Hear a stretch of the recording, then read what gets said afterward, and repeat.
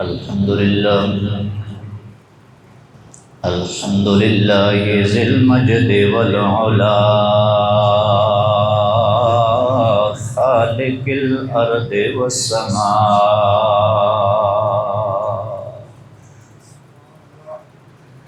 خالق الحب والنوى هو الذي يصوركم في الأرحام كيف يشاء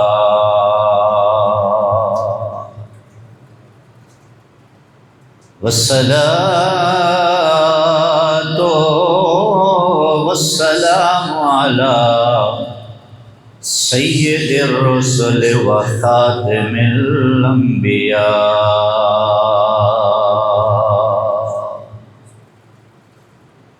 مصدر الکرم والسخاء منبع الجود والعطاء صاحب المقام والشفاء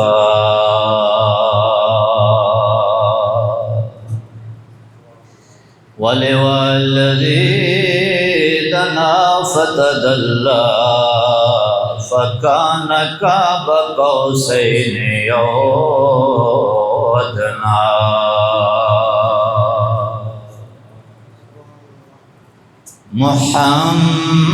محمدا المصطفى أحمد المجتبى الذي كان نبيا وآدم بين التين والماء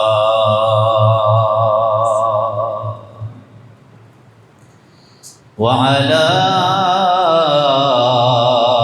آله وعلى أصحابه البرر التقى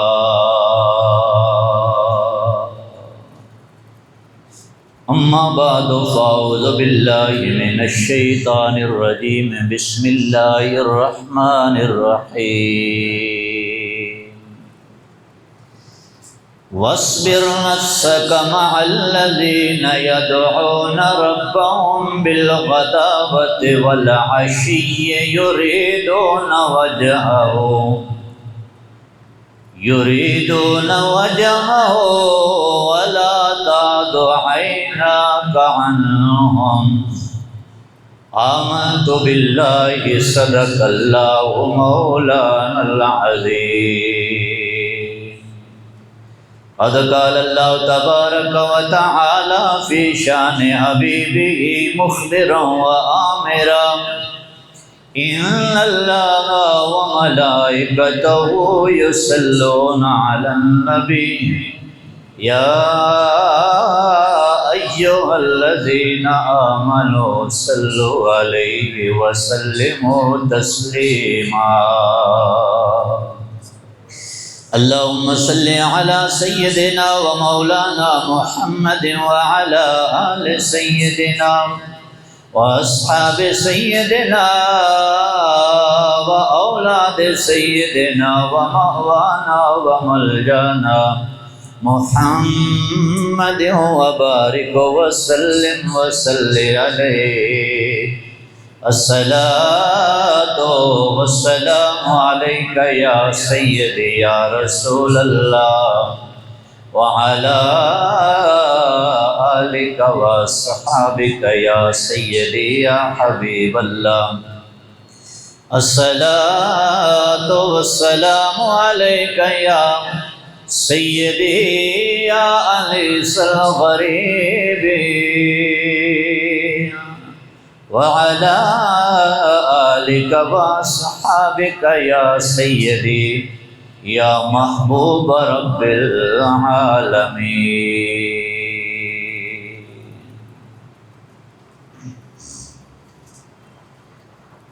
میری زندگی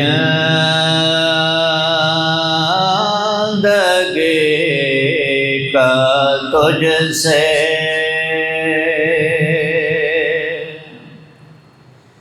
یہ نظام چل رہا ہے زندگی کا تجھ سے یہ نظام چل رہا ہے تیرا آستاں سلامت میرا کام بن رہا ہے تیرا آستاں سلامت میرا کام بن رہا ہے تیرا آستاں سلامت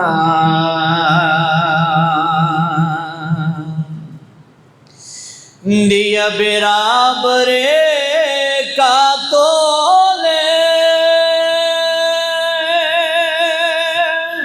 وہ برس آدمی کو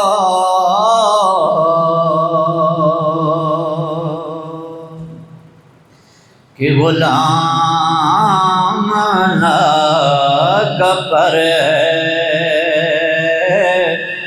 تو امام چل رہا ہے کہ غلام کا پر ہے تو امام چل رہا ہے تیرا آستاں سلامت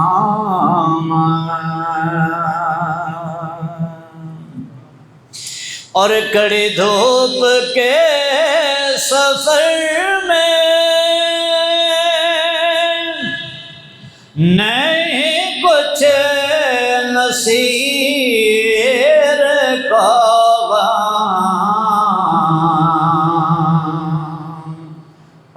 تیرے سایہ کرم میں یہ غلام چل رہا ہے تیرے سایہ کرم میں یہ غلام چل رہا ہے تیرا آستاں سلامت اور نہیں عرش فرش پر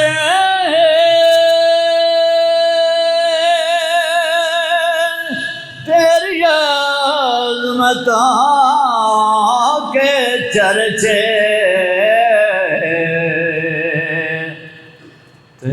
خاک بھی لاد میں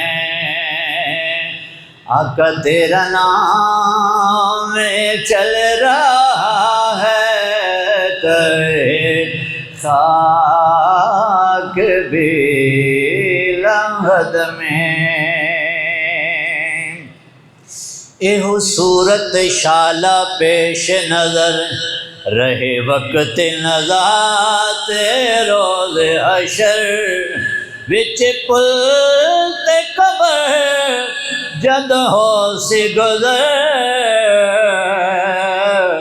سب کھوٹیاں تھی سن تد کھریاں کیونکہ تے خاک بھی لحد میں اور قبر میں سرکار آئے تو میں ان کے قدموں میں گروں گر فرشتے مجھ کو اٹھائیں تو میں ان سے یوں کہوں کہ اب تو پائے ناز سے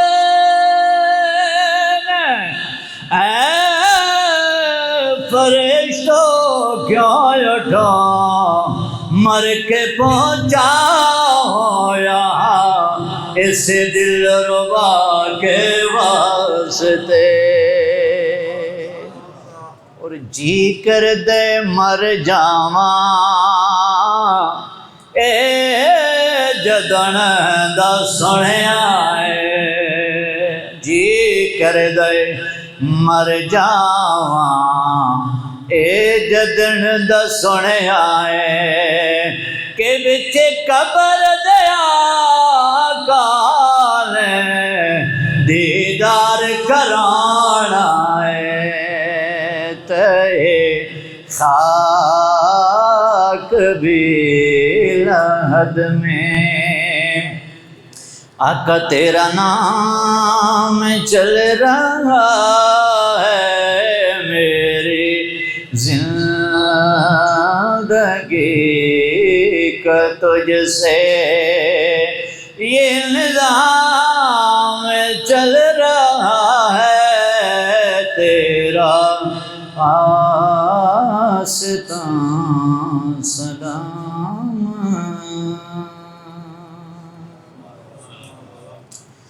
اللہ تعالیٰ جل جلالہ عم نوالہ و اعظم شانہ و اتم برہانہ کی حمد و ثنا بارگاہ حضور سرور کونین مالک کوثر شفیع معاشر غم گسار جہاں دستگیر زمان حامی بے کساں مقصود کائنات مطلوب کائنات حسن کائنات جان کائنات سبب کائنات سبب ثبات کائنات آقا مولا صلی اللہ تعالیٰ علیہ وسلم کے دربار کرم میں اپنی عقیدتوں محبتوں کی نیاز پیش کرنے کے بعد انتہائی عزت و وقار کے لائق بزرگوں دوستوں اور عزیز ساتھیو السلام علیکم ورحمۃ اللہ وبرکاتہ۔ میں نے آپ حضرات کے سامنے کچھ کلمات خیر تلاوت کرنے کا شرف حاصل کیا۔ دعا ہے مالک ارض و سما میری زبان پر سچائی کا نور نصیب فرمائے، اور مجھے اور آپ کو سن سنا کر ان پاکیزہ جملوں کی عملی تفسیر بننے کی توفیق عطا فرمائے۔ چونکہ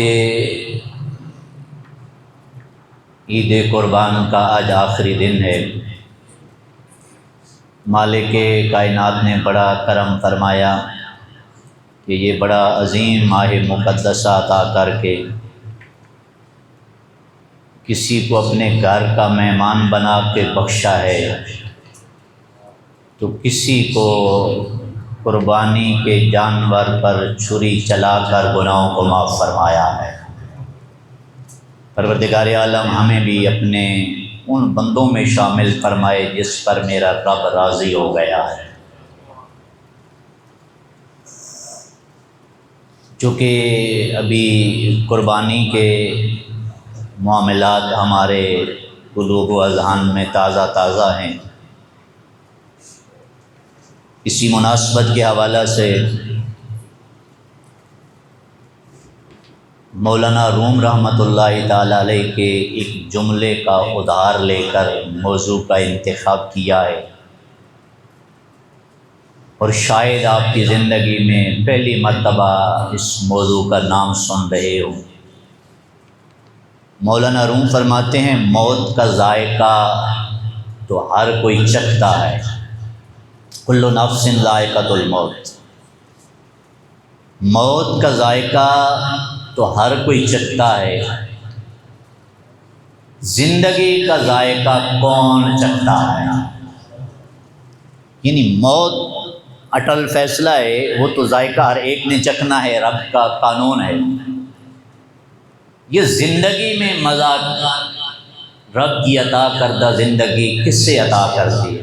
یعنی سکون کے ساتھ، عزت کے ساتھ، وقار کے ساتھ زندگی کون گزارتا ہے؟ جس طرح موت ہر ایک کے لیے ایک جیسی نہیں ہوتی نا، گنہگار کا سلسلہ اور ہوتا ہے، نیکوکار کا سلسلہ اور ہوتا ہے۔ گنہگار واپس جاتے ہوئے ڈر رہا ہوتا ہے، اس کے سامنے اندھیری کوٹڑی ہوتی ہے، پر نیکوکار کی کیفیت یہ ہوتی ہے کہ لحد میں رخ شاہ کا داغ لے کے چلے، اندھیری قبر سنی تھی چراغ لے کے چلے، تو وہ تو تڑپ رہا ہوتا ہے کہ کب اس کوٹڑی میں جائیں گے کہ مدینے والے آقا کا دیدار نصیب ہو جائے گا۔ تو جس طرح موت کی کیفیات علیحدہ علیحدہ ہوتی ہیں، کسی کے لیے یہ راحت بن کے آتی ہے اور کسی کے لیے مشکل بن کے آتی ہے، یہ زندگی کی کیفیات ایسے ہیں کہ اکثر و بیشتر ہمارے جو معاشرے کی کیفیات ہیں کہ ہر بندہ پریشان ہے، دکھی ہے، تکلیف میں ہے، لیکن اس کے باوجود اب بھی آپ کو معاشرے کے اندر کچھ لوگ ایسے ملیں گے کہ جو رب کی عطا کردہ زندگی سے لطف لے کے وقت گزار رہے ہوں گے۔ آپ پریشان ہو گئے ہیں بھئی، یہ بھی کوئی بات ہے کہ اس دور میں بھی زندگی مزے کی جی رہے ہیں؟ سبحان اللہ کہنا۔ آج میں نے وہ اسباب بتانے ہیں کہ مزے کے ساتھ زندگی کون گزارتا ہے، یہ زندگی کسے سکون دیتی ہے، کسے راحت دیتی ہے۔ تو اب دیکھیے اللہ کریم نے نا ارشاد فرمایا وَاصْبِرْ نَفْسَكَ مَعَ الَّذِينَ يَدْعُونَ وَاصْبِرْ نَفْسَكَ مَعَ الَّذِينَ يَدْعُونَ رَبَّهُمْ بِالْغَدَاوَةِ وَالْعَشِيِّ، کہ میرے حبیب آپ اپنے آپ کو اپنے ان غلاموں کے ساتھ رہا کریں کہ جو صبح و شام اپنے رب کی تسبیحیں بیان کرتے ہیں، یریدون وجہہ، اور صبح و شام ذکر خدا کر کے، ذکر الہی میں محو رہ کے، ان کا مقصد کیا ہوتا ہے؟ ایک ہی تمنا ہوتی ہے کہ رب راضی ہو جائے، وہ رب کی رضا چاہتے ہیں۔ اور جو آگے جملے ہیں وہ وجد آفرین جملے ہیں، فرمایا وَلَا تَعْدُ عَيْنَاكَ عَنْهُمْ، میرے حبیب صرف ان کے ساتھ رہنا نہیں ہے بلکہ اپنی نگاہ محبت ان سے ہٹانی نہیں ہے، ان سے نگاہ محبت ہٹانی نہیں ہے۔ تو یاد رکھیں کہ ہمارا نظریہ سوچ لوگوں کا یہ بن گیا ہے کہ شاید بڑی کوٹھیوں میں زندگی سکون سے گزرتی ہے، شاید دولت کی فراوانی میں زندگی بڑی مزے کے ساتھ دنیا گزارتی ہے،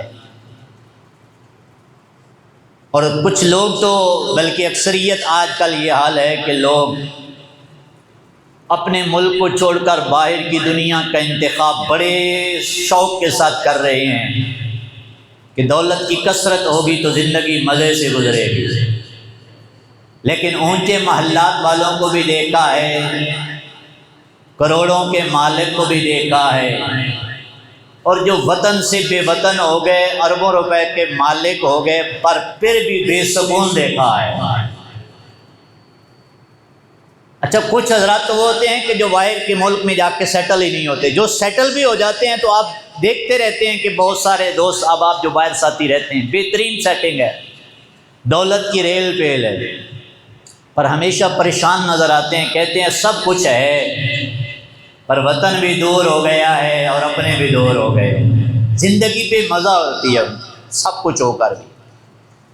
تو یاد رکھنا کہ یہ جس سوچ کے پیچھے ہم لگ کر نا، وہ واصف علی واصف کہتے ہیں کہ آرام کی طلب میں ہم بے آرام ہو گئے، اس آرام کی چاہت میں ہم بھاگے پڑتے ہیں دنیا کے پیچھے کہ سارا کچھ اکٹھا ہو جائے، لیکن آرام پھر بھی نہیں آیا، مزہ پھر بھی زندگی کا نہیں آیا۔ اللہ سب کو سکون کی زندگی عطا فرمائے۔ اچھا یہ زندگی کا مزہ پھر چکھتا کون ہے؟ مولانا روم فرماتے ہیں یہ زندگی کا مزہ پھر آتا کیسے ہے؟ اب دیکھیں کہ ہم چند دن نا رمضان کے روزوں میں، رمضان کے مہینے میں یاد الہی سے وابستہ ہوتے ہیں۔ مجھے بتاؤ 11 مہینے میں اتنا مزہ نہیں آتا جتنا رمضان کی گھڑیوں میں آتا ہے، ہر بندہ مزے میں آ جاتا ہے، پریشان حالوں کی پریشانیاں بھی دور ہوتی ہیں، ہر چہرے پہ مسکراہٹ ہوتی ہے، ہر چہرے پہ ایک میرا رب تبسم کی دولت دیتا ہے۔ وجہ کیا؟ جس سے پوچھو کہتا ہے بڑا ہی کرم ہے، حالانکہ کھانا پینا بھی بند ہو گیا ہے۔ وہ جب سب کچھ تھا تو اس وقت پریشان رہتا تھا، اب تو تمہارا دن کا کھانا پینا بھی بند ہے، اب کیوں خوش ہے؟ کہتا پہلے زندگی اپنی مرضی سے گزار رہا تھا، اب یار کی وجہ سے گزار رہا۔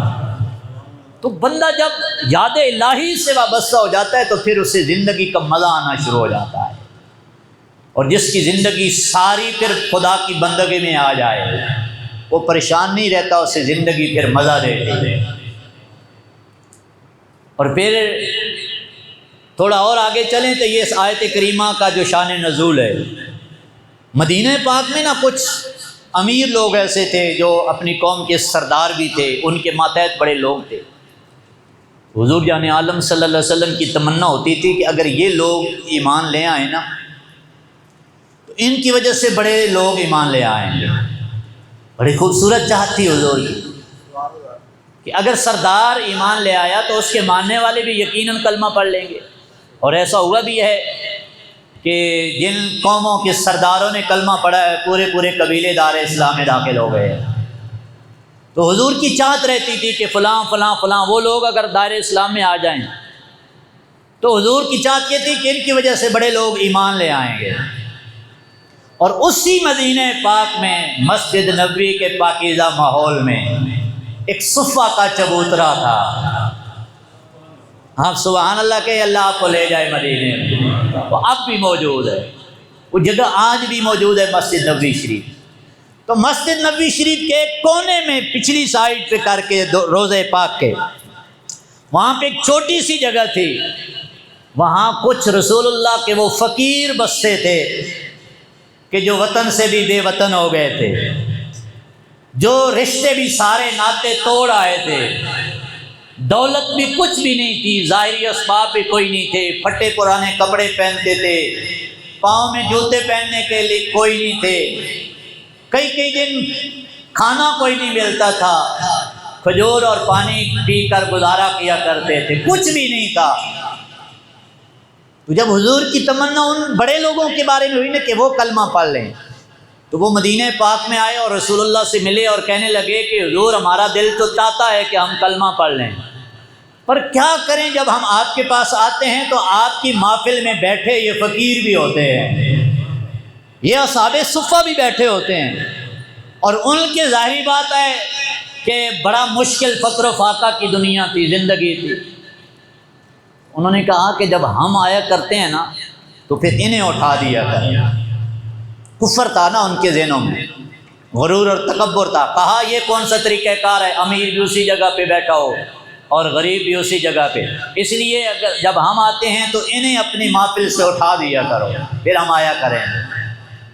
یہ شرط رکھی ہے نا، تو حضور جان عالم صلی اللہ تعالیٰ علیہ وسلم کے ذہن میں تو مصلحت تھی کہ ان کے پیچھے کلمہ پڑھ لیں گے لوگ۔ حضور کے دل میں خیال آیا، ادھر خیال آیا ادھر سے پیغام یار آیا۔ فرمایا وَاصْبِرْ نَفْسَكَ مَعَ الَّذِينَ يَدْعُونَ بِالْغَدَاوَةِ وَالْعَشِيِّ، میرے حبیب اپنے آپ کو ان غلاموں سے جدا نہ کرنا جو صبح و شام میرے گھر میں بیٹھ کے میرا ذکر کرتے ہیں، یریدون وجہہ، اور مجھے چاہتے رہتے ہیں، جو میری رضا کے لیے ہر لمحہ تڑپتے رہتے ہیں صبح و شام، انہیں نہ چھوڑنا۔ وہ کلمہ پڑھے یا نہ پڑھے ہمیں ان کی ضرورت نہیں ہے، ہمیں ان امیروں کی ضرورت نہیں ہے۔ اس لیے وہ بابا جی کہتے تھے نا کہ اسلام کو ہماری ضرورت نہیں ہے، ہمیں اسلام کی ضرورت ہے۔ اسلام کو کوئی کسی سہارے کی ضرورت نہیں، ہم نہ بھی کلمہ پڑھے، ہم نہیں بھی تھے تو اسلام کا پرچم بلند تھا، ہم نہیں بھی ہوں گے تو اسلام کا پرچم انشاءاللہ بلند ہی رہے گا۔ تو اللہ کریم نے آیت کریمہ نازل فرما دی، میرے حبیب ان سے جدا نہ ہونا۔ کون؟ اصحاب صفہ جو مکہ چھوڑ کے مدینے آئے تھے، اور کوئی حبشہ سے آیا تھا، کوئی روم سے آیا تھا، کوئی کہاں سے آیا تھا، سارا کچھ چھوڑ چھاڑ کے آ گئے تھے، نہ گھر بار تھا، نہ رشتہ داریاں تھیں، نہ پیسہ تھا، کچھ بھی نہیں تھا، اور آ کے رب کے گھر میں ڈیرا لگایا ہے، اور کام کیا ہے؟ صبح و شام یا رسول اللہ کا دیدار ہوتا ہے یا رب کی یاد میں مصروف ہوتے ہیں۔ اور اس سے جو آگے بات ہے فرمایا وَلَا تَعْدُ عَيْنَاكَ، کیا مقدر پایا ہے اصحاب صفہ نے، سبحان اللہ۔ میں نے پہلے مثال دی، ہماری سوچ یہ ہے کہ دولت کی وجہ سے دنیا میں آرام آتا ہے اور دنیا کی زندگی مزے میں آتی ہے، پر لوگوں نے دولت اکٹھی کر کے دیکھ لی ہے، دنیا میں مزہ نہیں آیا۔ پر یہاں وہ بیٹھے ہیں جن کے پاس دنیا کا کچھ بھی نہیں ہے، حتیٰ کہ کپڑے بھی سلامت نہیں ہیں، جوتے بھی سلامت نہیں ہیں، کھانے کے لیے کچھ نہیں ہے، پر بے نیاز کا پیغام آیا ہے میرے حبیب فَإِنَّكَ بِأَعْيُنِنَا، آپ کی شان یہ ہے کہ آپ ہر لمحہ ہماری نگاہ الوہیت میں رہتے ہو۔ فَإِنَّكَ بِأَعْيُنِنَا، میرے حبیب ہم ہر وقت آپ کو اپنی نظروں میں رکھتے ہیں۔ رب فرما رہا ہے اپنے محبوب کو ہم ہر لمحہ اپنی نظروں میں رکھتے ہیں۔ اور کیا مقدر پایا ہے اصحاب صفہ نے، جو رب کا یار رب کی نظروں میں بسنے والا ہے۔ رب کریم فرما رہے ہیں میرے حبیب آپ نے اپنی نگاہوں میں انہیں بسا کے رکھنا ہے۔ وَلَا تَعْدُ عَيْنَاكَ عَنْهُمْ، آپ نے نظریں ان سے پھیرنی نہیں ہے۔ مجھے بتاؤ جنہیں یہ آ کے پیغام ملا ہوگا، جن کو یہ آ کر پیغام ملا ہوگا، بلکہ ایک روایت کے تو لفظ ہیں کہ حضور اپنے حجرے نور میں تھے، جب یہ آیت نازل ہوئی تو حضور جلدی چل کے آ کے اصحاب صفہ کے درمیان بیٹھے ہیں اور پھر رب کا شکر ادا کیا ہے۔ اور کیا فرماتے ہیں اللہ کریم کی بارگاہ میں؟ آپ فرماتے ہیں مالک تیرا کرم ہے، مجھے زندگی میں یہ فقیر عطا فرما دی ہے۔ اور پھر دعا کرتے ہیں یا اللہ قیامت کے دن بھی انہی کے درمیان سے اٹھانا۔ اللہم احیینی مسکینا وامتنی مسکینا واحشرنی فی زمرۃ المساکین یوم القیامہ۔ حضرت انس بن مالک فرماتے ہیں حضور یہ دعا مانگا کرتے تھے، یا اللہ مجھے مسکینوں میں رکھنا، مسکینوں کے درمیان سے اٹھانا، قیامت کے دن بھی مجھے مسکینوں کے درمیان اٹھانا۔ مجھے بتاؤ قیامت کے دن بھی جن غلاموں کے درمیان نبیوں کا سلطان کھڑا ہوگا، جن کے درمیان حضور کھڑے ہوں گے، انہیں کوئی پریشانی لاحق ہوگی؟ انہیں دنیا میں بھی مزہ آتا رہا، انہیں حشر والے دن بھی مزہ آ جائے گا، کیونکہ حضور کے جھنڈے کا سایہ مل جائے گا۔ اس لیے پہلا سبب زندگی مزے سے گزارنے کا یہ ہے، رب کی بندگی میں آ جاؤ، رسول اللہ کی غلامی میں آ جاؤ۔ جب مقصد انسان کو یہ والا سمجھ آ جاتا ہے نا، پھر پریشانیاں زمانے کی ختم ہو جاتی ہیں، پھر کوئی دنیا کی چاہت نہیں رہتی، کوئی کسی چیز کی تمنا نہیں رہتی۔ پھر وہ کوٹ مٹھن سے آواز ہوتی ہے، اے تن میرا کنگی ہوئے تے میں زلف ماہی وچ آواں، پوش میرے دی بن جائے جتی، سارا میرا جسم پوش میرے دی بن جائے جتی تے میں یار دی قدمی آواں، تے جے سونا میرے دکھ وچ راضی۔ ساری دنیا سکھ ڈھونڈتی ہے، پر بابا فرید کیا کہتے ہیں؟ جے سونا میرے دکھ وچ راضی تے میں سکھ نو چلے ڈاواں، غلام فریدا جے مل پوے ماہی تے میں رو رو حال سناواں۔ پھر حال یہ ہوتا ہے، اور پھر بلے شاہ فرماتے ہیں جتن جتن ہر کوئی کھیڈے تے تو ہارن کھیڑ فقیرا، جتن جتن ہر کوئی کھیڈے تے تو ہارن کھیڑ فقیرا، جتن دا مل کوڈی پیندے تے ہارن دا مل ہیرا۔ پھر انسان کو زندگی کا مزہ آتا ہے۔ ابھی میں نے ایک مثال دی ہے، اور پتہ ہے اصحاب صفہ میں شامل کون تھے؟ بعض صحابہ کرام نے فرمایا کہ ان کی تعداد 70 ہوتی، بعض نے لکھا ہے کہ 100 تک۔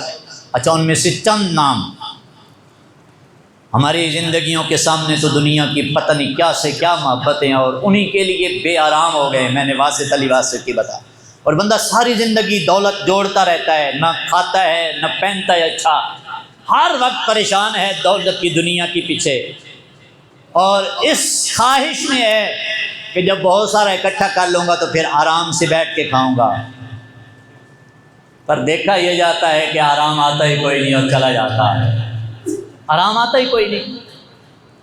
حضور کی ایک حدیث مبارکہ ہے، میرے آقا فرماتے ہیں اگر کسی کو دنیا میں نہ سونے کی ایک وادی مل گئی تو وہ خواہش کرے گا تو ایک دو ہوتی، جس سے 2 وادیاں مل جائیں گی وہ خواہش کرے گا کاش 3 سونے کی وادیاں ہوتی۔ اور میرے آقا فرماتے ہیں یہ تمنا کرتا رہتا ہے، دنیا سے چلا جاتا ہے اور اس کی خواہش پوری کوئی نہیں ہوتی۔ اس لیے یہ ذہن میں رکھیں، ہر بندہ پریشان ہے اور پوچھتا ہے مولانا کیا کیا جائے۔ میں راز بتا رہا ہوں، مولانا روم فرماتے ہیں زندگی کا مزہ کسے آتا ہے؟ اسے آتا ہے جو دربار مصطفیٰ کا فقیر بن جاتا ہے۔ اب دیکھیں، مجھے ایک ساتھی کہہ رہے تھے کہ حضرت صاحب اس دور میں بھی بڑے بڑے لوگوں کو پریشان دیکھا ہے، پر علماء کو جب بھی دیکھو تو وہ خوش نظر آتے ہیں۔ میں نے کہا یہی تو اصل راز ہے، یہی وہ کرم ہے، وہ تھوڑی پہ راضی ہیں اور خوش ہیں۔ حضور فرماتے ہیں ابن آدم نہ دو چیزوں کی طلب نہیں کرتا اور اس سے بھاگتا ہے، ایک موت سے، وہ کہتے ہیں کبھی موت نہ آئے، پر حضور فرماتے ہیں موت فتنوں سے زیادہ بہتر ہے۔ فتنے اگر بندے کے ایمان برباد کر دیں، قبر بھی برباد، آخرت کی بھی برباد۔ حضور فرماتے ہیں کاش وہ موت کی تیاری میں رہے اور موت کو پسند کریں تو یہ اس جینے سے بہتر ہے کہ اس کا ایمان برباد ہو جائے۔ اور دوسرا میرے آقا فرماتے ہیں ہر بندہ یہ نہیں چاہتا کہ اس کی غریبی آئے، مشکل حالات آئیں، لیکن میرے آقا فرماتے ہیں اسے پتہ نہیں ہے مال جتنا تھوڑا ہوگا اسے حساب ہی رب کے دربار میں تھوڑا دینا پڑے گا۔ اس لیے یہ اس زندگی کا مزہ لے کے دیکھیں تو علماء اس لیے خوش ہے۔ بلکہ یہ پچھلے دنوں ایک پوسٹ چل رہی تھی، ایک ساتھی کہتے ہیں ساری زندگی علماء لوگوں کو قربانی کے مسئلے بتاتے رہتے ہیں اور خود اتنی ہمت نہیں ہوتی کہ زندگی میں قربانی بھی کر سکے۔ اکثریت ایسی ہے، اللہ ماشاء اللہ، لیکن کوئی پریشانی نہیں ہے، کوئی ٹینشن نہیں ہے، بڑے مزے کے ساتھ زندگی گزار رہے ہیں۔ آج بھی میں اپنے استاد مکرم کا وہ بیان سن رہا تھا، آپ فرماتے ہیں کہ بیٹا جب بھی کسی مسجد میں مدرسے میں جب بیٹھ جاؤ نا تو اس فیلڈ کا انتخاب تم نے اپنی مرضی سے کیا ہے، تو پھر گلہ شکوہ نہ کرنا کہ تنخواہ کم ہے، پھر یہ سمجھ کے بیٹھ جانا کہ ہم رب کے لیے بیٹھ گئے ہیں، تو میرا رب تمہیں اپنے ان خزانوں سے کرم عطا فرمائے گا جس سے تمہاری سوچ بھی نہیں ہوگی۔ تو اس لیے یہ فقر بھی، اگر یہ دیکھیں نا، میں اکثر ایک ساتھیوں کو کہتا رہتا یہ تقسیم کس کی ہے میری غریبی کی؟ سوچ کے بتائیں، رب کی تقسیم ہے نا۔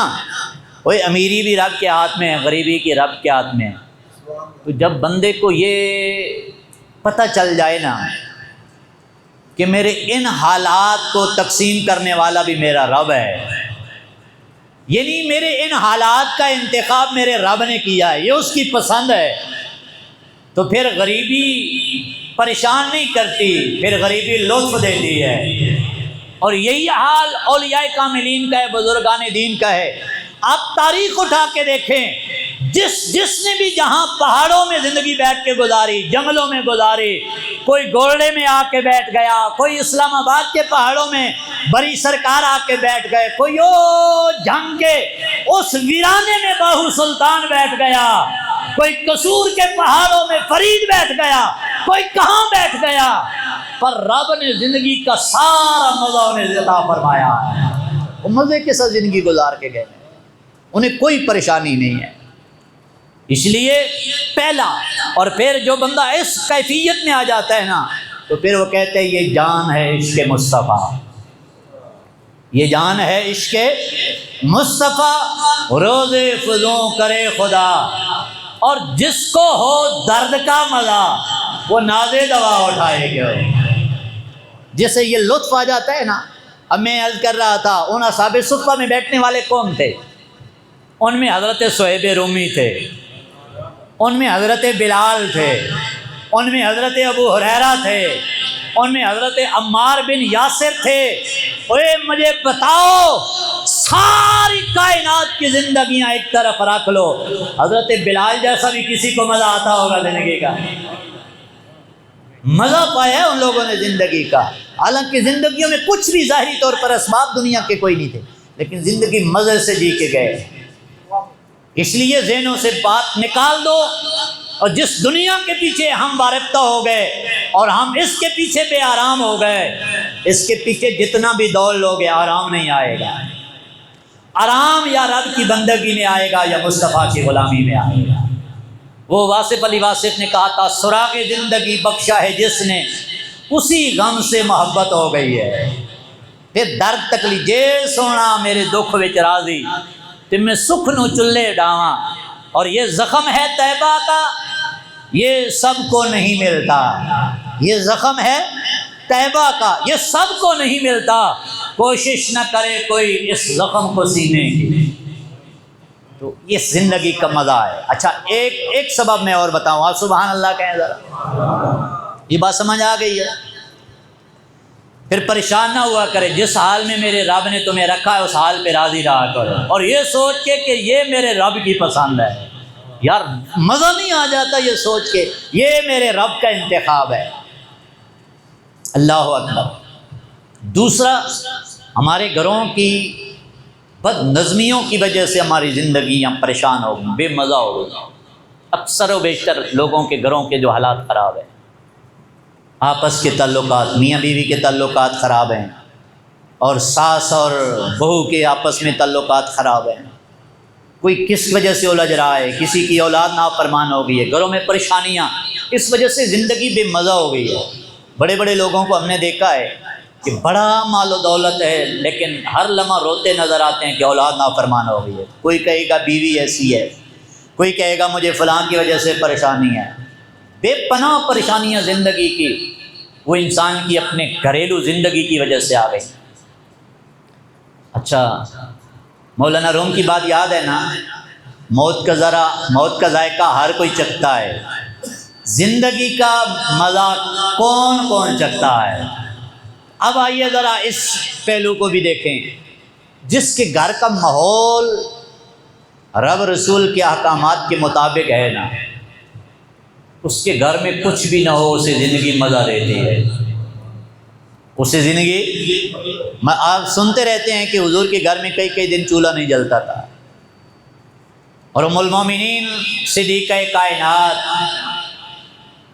محبوب رب العالمین، حجرے اماں عائشہ جو گنبد خضرا بنا ہے، اس حجرے نور کی مالکہ، جن کے حجرے میں جبریل بھی جن کے دروازے پہ ہاتھ باندھ کے کھڑا نظر آتا ہے، وہ ام المومنین فرماتی ہیں جب سے آل رسول مکہ سے مدینے آئی ہے کبھی 3 دن ایسے نہیں گزرے کہ انہوں نے رج کے کھانا کھایا ہو،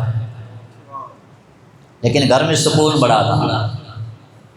گھر میں سکون ہو بھائی، ساری کائنات اکٹھی کر لو، کسی کے گھر میں ایسی رحمتیں برس سکتی ہیں جو مولا علی کے گھر میں برسا کرتے تھے۔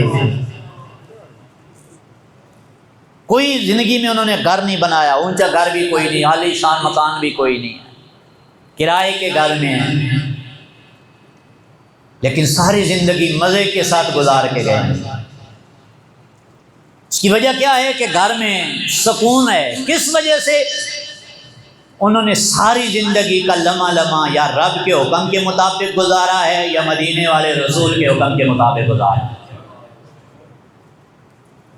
اب دیکھیں میرے رسول پاک، بولیے صلی اللہ علیہ وآلہ وسلم، حضور نے خطبہ حجۃ الوداع کے موقع پر فرمایا تھا، انی ترکت فیکم امرین، لوگوں میں تمہارے درمیان 2 چیزیں چھوڑ کے جا رہا ہوں، کتاب اللہ و سنت رسولی، ایک رب کا قرآن چھوڑ کے جا رہا ہوں، ایک مصطفیٰ کا فرمان چھوڑ کے جا رہا ہوں، یعنی اپنی سنت کا اپنے طریقہ چھوڑ کے جا رہا ہوں۔ یہ موطا امام مالک کی روایت ہے، اور مسلم شریف کی ایک روایت ہے جس میں حضرت زید بن ارقم جس حدیث کے راوی ہیں وہ فرماتے ہیں انی ترکت فیکم الثقلین، انی تارک فیکم الثقلین، لوگوں میں تمہارے درمیان 2 چیزیں چھوڑ کے جا رہا ہوں، کتاب اللہ و عطرت آل بیتی، ایک قرآن چھوڑ کے جا رہا ہوں، ایک اپنی آل چھوڑ کے جا رہا ہوں، ایک کتاب چھوڑ کے جا رہا ہوں، ایک اپنی آل چھوڑ کے جا رہا ہوں۔ اب پتہ تھا نا رسول اللہ کو کہ میری آل، یہ آل کیوں بتایا ہے رسول پاک نے صلی اللہ علیہ وسلم؟ حضور فرماتے ہیں تمہارے درمیان قرآن تمہیں دے کے جا رہا ہوں، ایک اپنی آل دے کے جا رہا ہوں۔ پتہ تھا مدینے والے آقا کو کہ میری آل کا لمحہ لمحہ مصطفیٰ جان عالم کے طریقے کے مطابق گزرے گا، اور جس نے پریکٹیکل دیکھنا ہو نا کہ حضور کی زندگی مبارک کیسی تھی، وہ رسول اللہ کے گھرانے کو دیکھ لے گا۔ اس لیے حضور نے فرمایا 2 چیزیں، لن تضلوا ما تمسکتم بہما، میرے آقا نے فرمایا جب تک ان دونوں کو تھام کے رکھو گے کبھی گمراہ نہیں ہوگے، جب تک تھام کے رکھو گے گمراہ نہیں ہوگے، جب تک تھام کے رکھو گے گمراہ نہیں ہوگے۔ اور اس کا موضوع کے مطابق ترجمہ کر لیں تو پھر یہ بنتا ہے اگر ان کو ساتھ جوڑ کے رہو گے تو زندگی مزے سے گزرے گی، چھوڑ دے گو تو زندگی پریشان ہو جائے گی۔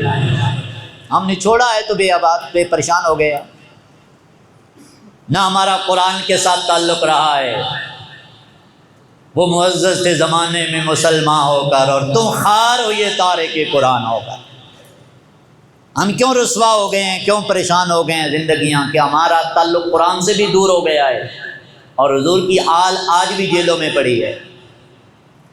آج بھی کتنے سید بادشاہ ہیں جو جیلوں میں ہیں، کیا جرم ہے ان کا؟ 2 مہینے سید زادیوں کو اغوا کیا گیا، اسی معاشرے کی بات کر رہا ہوں۔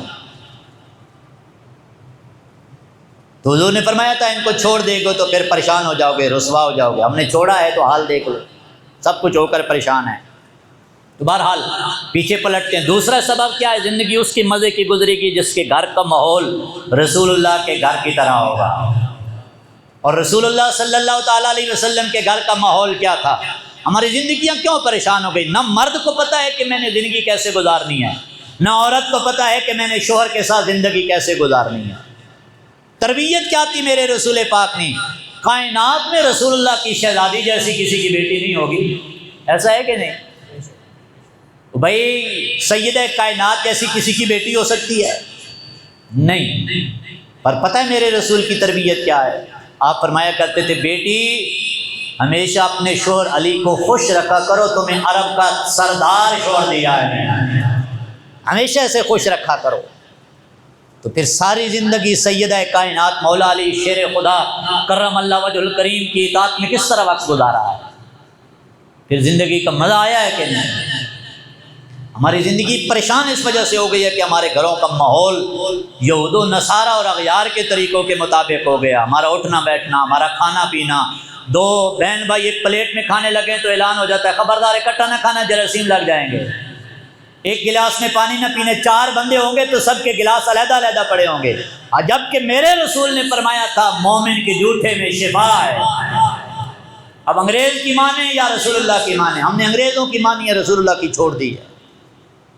اور میرے آقا مولا صلی اللہ علیہ وسلم، ہم گھروں میں جب جاتے ہیں نا، مرد حضرات ناراض نہیں ہونا، تو ہمارا وہ شملہ کہاں پہ ہوتا ہے؟ ہم گھر میں ایسے جاتے ہیں جیسے کوئی وزیر اعظم صاحب آ گئے ہیں، اور گھر میں بیٹھ کے چارپائی پہ بیڈ پہ پھر جناب آرڈر چلا رہے ہوتے ہیں، کھانا لاؤ میں بہت تھکا ہوا ہوں، کھانا بھی پورا کھایا نہیں تو آرڈر ہو جاتا ہے چائے بناؤ، ابھی چائے کمپلیٹ نہیں ہوئی تو میرے لیے سوٹ استری کرو۔ بھائی احساس کرو، وہ بھی تو انسان ہے نا، دیکھا پوچھا ہے اس نے بھی کھانا کھایا ہے کہ نہیں صبح کی جو لگی ہوئی ہے۔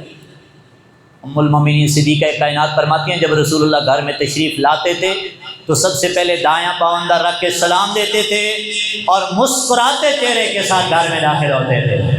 اب مجھے بتاؤ جب چہرہ یار مسکراتا ہوگا، اذا کان تبسم فی البیت فی اللیل اضاء البیت، ام المومنین فرماتی ہیں جب اندھیری رات میں بھی نبیوں کا تاجدار جب ہمارے حجرے میں پاؤں رکھتے اور جب حضور مسکراتے تھے تو اندھیرا کمرہ بھی روشنی سے جگمگا جایا کرتا تھا۔ اذا کان تبسم فی البیت فی اللیل، اندھیری رات میں حضور جب مسکراتے تھے گھر میں آ کر، اضاء البیت تو سارا گھر مسکرانے لگ جایا کرتا ہے۔ ہمارے گھر میں اندھیرے کیوں آ گئے ہیں؟ 1000 واٹ کا بلب لگا ہوا ہے، اندھیرے پھر بھی ہیں، پریشانیاں پھر بھی ہیں۔ وجہ یہ ہے کہ ہماری زندگی اغیار کو ترقیوں کے مطابق ہو، سکون نہیں ہے نا۔ سکون نہ ہو تو روشنیوں میں بھی نہیں آتا، اور سکون ہو تو پھر چراغ نہ بھی جلے تو راحت آیا کرتی ہے، مزہ آیا کرتا ہے۔ سبحان اللہ، یہ حضور کی زندگی کی کیفیات ہے۔ ایسی کر کے گزارو تو صحیح، دیکھو زندگی کا مزہ آتا ہے کہ۔ اب دیکھیں میرا ایک شکوہ ماؤں بہنوں بیٹیوں سے، چلو یہ بات تو آپ دھیان سے سنیں گی بھی صحیح اور جلدی بتائیں گے بھی صحیح کیا کیا۔ آج نا کچھ عرصے کے لیے یہ آپ اکثر دیکھتے رہتے ہیں، آپ موازنہ کریں کہ بچوں کا زیادہ پیار نانکوں سے کیوں ہوتا ہے، دادکوں سے کم ہوتا ہے۔ بہت ساری وجوہات ہوں گی، ایک وجہ پتہ ہے کیا ہے؟ ایک سب سے بڑی وجہ یہ ہے کہ بچے زندگی کا زیادہ حصہ نا وہ ماں کے ساتھ گزارتے ہیں۔ باپ تو بیچارہ سارے زندگی کماتے ہوئے گزر جاتی ہے گھر سے باہر، وہ تو آتا ہے شام کو تھکا ہوا، تو اولاد کے ساتھ تو اس کا ٹائم بڑا کم گزرتا ہے۔ اولاد زیادہ وقت ماں کے ساتھ گزارتی ہے نا، تو وہ ماں جب بھی بیٹھے گی یا ماموں کی بات کرے گی یا نانا جان کی بات کرے گی، دادی دادا چاچا چاچی پھوپھی، یہ تو اس کی زندگی میں ہے ہی کوئی نہیں نا۔ اور پھر ذہنوں میں ایک زہر ساری زندگی بھرتے رہتی ہیں مائیں کہ تمہارا باپ اس نے تمہیں کیا دیا ہے، وہ تو ساری زندگی باہر گزر گئی ہے، میں نے خون نچوڑ کے پسینے کی کمائی تمہیں دی ہے۔ اس بچے کے ذہن میں اپنے باپ کی نفرت بھی ڈال دی جاتی ہے۔ اور ہم دیکھتے ہیں بہت سارا آپ نے بھی موازنہ کیا ہوگا کہ جو حضرات مرد حضرات باہر دنیا میں رہتے ہیں، جب کافی عرصے کے بعد گھر میں پلٹ کے آتے ہیں تو بہت سارے گھرانے ایسے ہیں کہ جو اولاد انہیں باپ کی نہیں بنتی جنہوں نے ساری زندگی دیار غیر میں گزاری ہے۔ پھر وہ جو حال ان کا ہوتا ہے آپ کے سامنے ہے۔ وجہ کیا ہے کہ اس کی ماں نے ان کے ذہنوں میں باپ کی نفرت ڈال دی ہے۔ ابھی آپ کے جناب قربانی کا ابھی آج کا دن بھی لمحے باقی ہیں، آپ نے ذکر خلیل بھی سنا ہے، آپ کو یہ بھی آپ نے سنی ہے داستان کہ دودھ پیتے بیٹے کو جناب ابراہیم خلیل اللہ نے اپنی بیگم حضرت ہاجرہ کے ساتھ وہ پہاڑ میں جا کے چھوڑ آئے تھے، اور کم سے کم 10-12 سال کے بعد ملاقات ہوتی ہے۔ مجھے بتاؤ اس ماں نے کتنا پیار ڈالا تھا جناب اسماعیل کے دل میں اپنے باپ خلیل اللہ کا، کہ باپ گردے پہ چھری بھی رکھنے کو تیار ہے تو بیٹا چھری کٹوانے کے لیے بھی تیار ہو گیا ہے۔ یہ تربیت کس نے کی تھی؟ یہ ماں کی تربیت تھی نا۔ ماں نے یہ نہیں کہا کہ بیٹا تمہارا باپ تو ہمیں اس جنگل میں چھوڑ گیا ہے، خبردار اس باپ کا نہ بننا۔ نانا ہاجرہ نے 10-12 سال میں موتی پروئے ہیں تربیت کے، یہ انہی کی تربیت تھی۔ فیضان نظر تھا یا کہ مکتب کی کرامت۔ کون سی سکول میں پڑھا تھا جناب اسماعیل؟ سکھائی کس نے اسماعیل کو آداب فرزندی؟ ہمارے گھروں کے ماحول اغیار کے طریقوں کے مطابق ہوئے ہیں۔ ہماری ماں کی تربیت میں آج وہ سیدہ کائنات والی تربیت نہیں ہے۔ وہ مائیں کہاں سے ڈھونڈ کے لائیں؟ آج یہ سختیاں، یہ پریشانیاں، یہ مصیبتیں، یہ سارے تانے سن کر بھی آج بھی اگر ہم منبر رسول پہ بیٹھے ہوئے ہیں، ہر روز مسجد سے باہر نکلیں تو 2-4 بندوں کے آگے سے نئی سے کیا باتیں سننے کو ملتی ہیں۔ فلاں تمہارے بارے میں یہ کہہ رہا ہے، فلاں یہ کہہ رہا ہے، فلاں یہ کہہ رہا ہے، پر پھر بھی مسکرا کے یہاں کیوں بیٹھے ہوئے ہیں؟ اس کی وجہ یہ ہے کہ جب ہم نے آنکھ کھولی اور ہوش سنبھالا تو ہم نے ان کی جولیوں میں تربیت پائی تھی جو اٹھاتی بھی تھی تو کہتی تھی صدقے یا رسول اللہ، جو دودھ کے لیے بھی اٹھاتی تو کہتی صدقے یا رسول اللہ، جو لوریاں بھی دیتی تو کہتی صدقے یا رسول اللہ، جو کھانا کھلاتے بھی تھی تو صدقے یا رسول اللہ۔ یہ ان لوریوں کا صدقہ ہے۔ آج تک ساری پریشانیاں سن کر بھی آج بھی در مصطفیٰ کو چھوڑنے کے لیے تیار نہیں۔ صدقے یا رسول اللہ مانا کیا ہے؟ قربان ہو جاؤں رسول اللہ پر۔ اس لیے زندگی کا مزہ لینا چاہتے ہو تو پھر مزہ یہی ہے کہ اپنے گھر کا ماحول آمنہ کے لال جیسا ہونا چاہیے، پھر دیکھنا گھر میں جنت کا ماحول بنتا ہے کہ سبحان اللہ۔ بات سمجھ آ گئی ہے؟ سبحان اللہ کہنا۔ تیسری بات بس اسی پر میں اختتام بھی کروں گا، ہماری زندگی بے مزہ اس لیے ہو گئی ہے کہ ہم نے حضور کے احکامات کو چھوڑا ہے۔ ابھی خطبہ حجۃ الوداع کی بات کر دوں، میرے رسول پاک نے حجۃ الوداع کے موقع پر کون سی بات چھوڑی تھی؟ پوری زندگی کا قیامت تک آنے والے غلاموں کو دستور حیات دے کر گئے تھے، بتایا تھا مرد نے زندگی کیسے گزارنی ہے، عورت نے کیسے گزارنی ہے، خادم نوکر نے کیسے گزارنی ہے۔ ایک بات میرے رسول پاک صلی اللہ علیہ وسلم نے بتائی تھی، کوئی بات ایسی تھی نہیں۔ الیوم اکملت لکم دینکم واتممت علیکم نعمتی ورضیت لکم الاسلام دینا۔ یہ تو وہ لمحہ تھا جب پروردگار عالم کا بھی پیغام آیا تھا، میرے حبیب آج کے دن ہم نے آپ کے اوپر اپنا دین کو مکمل فرما لیا ہے۔ پھر ہمیں در در کی ٹھوکریں کھانے کی ضرورت کیا تھی؟ میرے رسول نے حجۃ الوداع کے موقع پر فرمایا تھا، میرے امتیوں میں نے آج جہالت کے قوانین سارے اشارہ کر کے فرمایا تھا، یوں میرے آقا نے فرمایا تھا، میں محمد اپنے پاؤں کے نیچے روند کے ڈال رہا ہوں۔ آج کے بعد کلمہ پڑھنے والے کے گھر میں غیروں کا طریقہ نہیں ہوگا، مدینے والے آقا کا طریقہ ہوگا۔ یہ میرے آقا نے فرمایا تھا، لیکن ہم نے حضور کے طریقوں کو، احکامات کو بلایا ہے۔ خطبہ حجۃ الوداع کی کوئی ایک شکل بھی ہمارے گھروں میں نظر نہیں آتی۔ ایک ایک چیز حضور نے مساوات کا، عدل کا، انصاف کا، سود سے چھٹکارے کا، ایک ایک چیز کا اعلان کیا تھا۔ اور میرے آقا نے ساتھ یہ بھی فرمایا تھا، خبردار میرے جانے کے بعد پھر کفر کی طرف نہ پلٹ جانا۔ بار بار حضور میرے بعد کفر کی طرف نہ پلٹ جانا، میرے بعد کفر کی طرف نہ پلٹ جانا۔ یا رسول اللہ یہ کیا؟ فرمایا اپنے مسلمان بھائیوں کی گردنیں نہ کاٹنا، جو کاٹے گا وہ اسلام سے پھر پلٹ کے کفر کی طرف چلا جائے گا۔ کل المسلم علی المسلم حرام دمہ ومالہ وعرضہ، فرمایا ہر مسلمان کا دوسرے مسلمان پر حرام ہے، اس کا مال، اس کی عزت، اس کا خون۔ مسلمانوں کے لیے یہ اسلوب دے کے مدینے والے آقا گئے۔ آج بھائی بھائی کا دشمن بن گیا، وجہ یہ ہے کہ ہم نے حضور کے حکم کو چھوڑ دیا۔ چوتھی بات میں جلدی جلدی کہتا ہوں، ہماری زندگیوں میں نا روحانیت ختم ہو گئی ہے، مذاق بن کے رہ گئی ہے روحانیت۔ آج ہماری بالخصوص نوجوان نسل کرامت کی بات ہو تو کیا سے کیا وہ مذاق اڑاتے ہیں کرامات کا، اولیاء کاملین کا۔ میں کاملین کی بات میں اس لیے بار بار کہتا ہوں، یہ ڈبے پیر کی ہمارے ساتھ کوئی تعلق نہیں ہے، 2 نمبر پیر کے ساتھ، شریعت کے باغی کے ساتھ کوئی تعلق نہیں ہے۔ ہمارا تعلق اسی پیر کامل کے ساتھ ہے جو خود بھی مدینے والے آقا کے نقش قدم پہ ہے اور اپنے غلاموں کو بھی رسول اللہ کا غلام بنا کے جایا کرتا ہے۔ ہم ان پیروں کی بات کر رہے ہیں، ان اولیاء کاملین کی بھی لوگ مذاق اڑاتے ہیں۔ الحمدللہ دل خوش ہوتا ہے جب ان آستانوں پہ جا کے۔ میں ایک دن یہ سلطان صاحب بیٹھے ان کے ساتھ، ان کے بزرگوں کے آستانے پہ گیا ہوں، صبح 9 بجے سے لے کر 3 بجے تک وہاں بیٹھے ہیں۔ الحمدللہ ایک لمحہ بھی کوئی شریعت کے خلاف وہاں پہ کوئی کام نہیں دیکھا۔ ان کی زبان جب بھی کھلتی تھی تو مریدوں کو یا رب کی تسبیح پڑھاتے تھے یا محمد پہ درود پڑھاتے گزرے جاتے۔ لیکن لوگ ان کا مذاق اڑاتے ہیں، ادب بالکل عاری ہو گیا ہے۔ مجھے بتاؤ آج کا کوئی نیکوکار بھی ہو، میر علی شاہ ورگا ہو سکتا ہے، داتا علی ورگا ہو سکتا ہے، بابا فرید جیسا ہو سکتا ہے، سلطان باہو جیسا ہو سکتا ہے، وہ جن کی غیر مؤکدہ سنتیں رہ جائیں تو سنت والا رسول آ کے دیدار فرمائے اور آ کر فرمائے میر علی شاہ ساری دنیا غیر مؤکدہ سنت چھوڑ دے پر تو میرا پتر ہے نا میر علی شاہ۔ ان جیسی نماز کسی کی ہو سکتی ہے، آج لوگوں نے ان کا بھی مذاق اڑا دیا۔ تو ادب لے آؤ اپنی زندگی میں مزہ آ جائے گا۔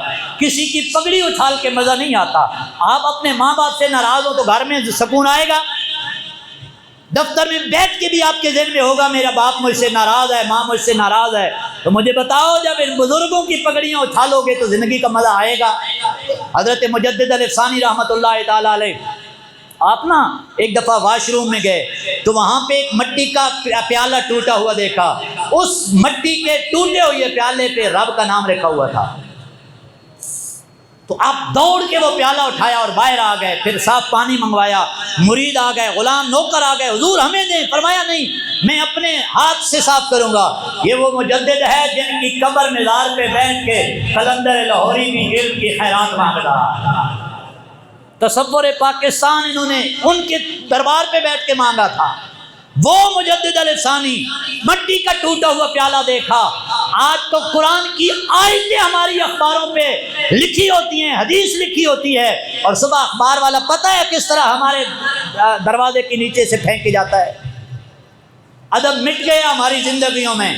مجدد الفسانی باہر آئے، اپنے ہاتھوں سے اس مٹی کے پیالے کو صاف کیا اور صاف کر کے اسے گھر لے گئے، پھر اونچی جگہ پہ رکھا، پھر اسی کو بار بار استعمال بھی کرتے۔ تو آپ فرماتے ہیں رب کے دربار سے پھر آواز آتی ہے اور رب فرماتا ہے مجدد الفسانی آپ نے میرے نام کی عزت کی ہے، ہم نے دنیا میں بھی آپ کے نام کو عزت دے دی ہے، قیامت والے دن بھی عزت عطا فرمائیں گے۔ یہ عزتیں اس وجہ سے۔ اور آپ پھر فرمایا کرتے، آپ فرماتے اگر میں یہ عمل جو کیا ہے نا، اگر 100 سال بھی سجدے کرتا، عبادتیں کرتا، ریاضتیں کرتا، چلے کاٹتا، حج کرتا، عمرے کرتا، اس مقام تک نہ پہنچ پاتا جتنا میں نے مٹی کی ٹھیکریوں کا ادب کیا ہے، تو رب نے کرم فرما دیا۔